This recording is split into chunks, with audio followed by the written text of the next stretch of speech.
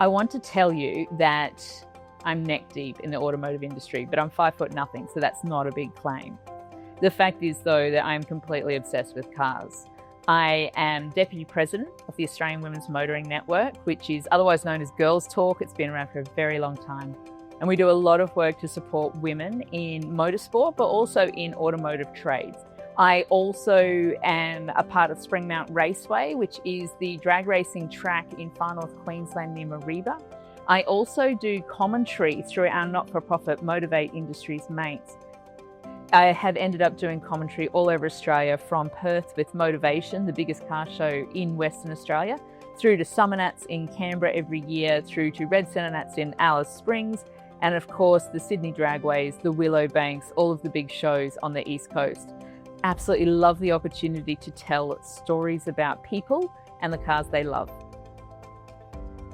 So my big obsession, my passion is Wilde Drive, which is my business, where I just teach people the most basic of car advice. The safe, the simple. You don't need a tool, you don't need a mechanic, but you do need to know how to look after your tyres and check your tyre pressure, or look after your windscreen wipers and change them.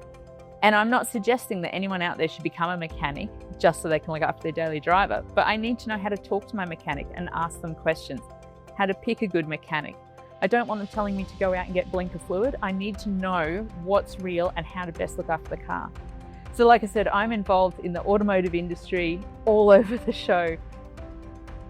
Now, when I joined Australian Women's Motoring Network, I thought, this is ridiculous. We have all the body parts required to participate equally in this industry. I was doing commentary at an event, I forget where it was. And I just had this moment where I did a driver's briefing, do it standing on my head, not a problem. And one of the men came up and he literally patted me on the head and said, "You did a very good job there, young lady." And I was so mad. And I rang the president, Bridget Bell, who does a lot of commentary also. And I just got the chance to vent to someone else who knew what I was doing and knew what I was going through. And that opportunity just brought home for me how important it is to have organisations like Australian Women's Motoring Network, like Auto Women, so that as women, we're not asking for a special race. We're not asking for the women's category, the best woman trophy. We're simply asking for a network of women who have walked the walk, who can mentor, who you can vent to, and who give you that opportunity. Currently, I have 7 cars. I've got 2 old Kingswoods, I've got a Mini Moke, I've got a Suzuki Sierra, which is a complete goat. I have my Audi A5, which is my daily driver. I have a Toyota Land Cruiser, which is the love of my life. And every time I drive it, I just think you could not be happier in a car than I am in this car right now. And I have a 1976 Cadillac Coupe de Ville, which is one of those slow burning love affairs, and it gets better every day. If I had all the money in the world, it wouldn't be that I would buy the most expensive car, but geez, it would have a beautiful shed. I would have the most glorious climate-controlled shed of all time with all the fruit, and in it I would have a C1 Corvette, without a doubt. That is in my dream list. I would also have a Ford GT40. Someone said to me once, name your dream car of all time, and I was like, the dream 10? Because I could maybe pick 10 of all time, but to pick 1 or 2 or 3, just almost impossible. And some, like a GT40, you buy as art just to sit and drool over, not necessarily to drive. So it's a big question.